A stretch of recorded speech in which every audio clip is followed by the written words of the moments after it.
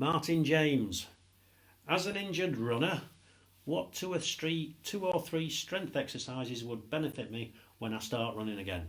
So Martin, you told me that you'd got a hip injury, so you're really very similar to David, in as much as you need to be looking to see what it is that's causing these issues to keep on recurring, and what is quite a regular thing. If we're only doing running, then off the back of that you're always doing the same movement, and when you just do the same movement over and over and over, you start going into overuse injuries, and we don't notice it straight away. So we start developing a little bit of a dysfunction.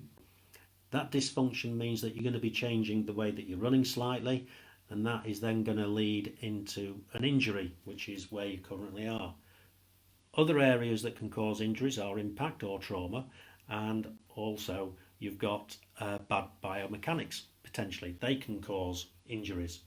So if you look at all those different things where you've got overuse injuries, which are by far and away the most common, we can discount trauma because you'll know whether you've had a fall or not that could have caused something. If you look at biomechanics, without going and having a proper biomechanic scan done, there's no way whether you're going to know that unless you've got somebody with an absolutely incredible eye, slow motion camera that can slow everything down and watch you running from the front, from the side, from the back and from the other side. So there's lots of things to go into looking at your biomechanics. If you go to a university, they'd have you on a treadmill that's got pressure plates on it, and they can see exactly how your feet are going.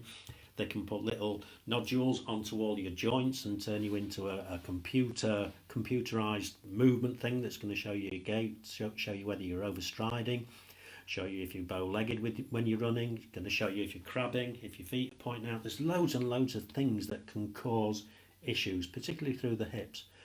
So what I would say to you is pretty much the same as Dave. Check to see whether your glutes are working correctly. Get some good glute exercises. Maybe do a little bit of plyometric work with a little bit of bounding, with a little bit of skipping, with side jumps, with balance jumps, box jumps. And we start off very, very slowly with this, and we just develop it. So start off with small jumps, small hops, and as you get stronger and you get better, and the important thing with these is say for example you're going to do a little hop, the important bit is the landing, not the taking off, and also being able to hold that with a balance and with control rather than collapsing everywhere. So just give that a try. You're going to find that really hard. So strength exercises, bridges, clams, any sideline exercises where you're using abduction and adduction.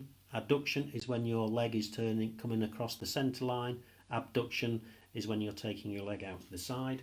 Balance exercises are very good, holding those for a long time, and we can make those harder by bringing in leg movements and arm movements and turning our head so that our vision is changing, closing the eyes, all manner of things we can do to make balancing harder.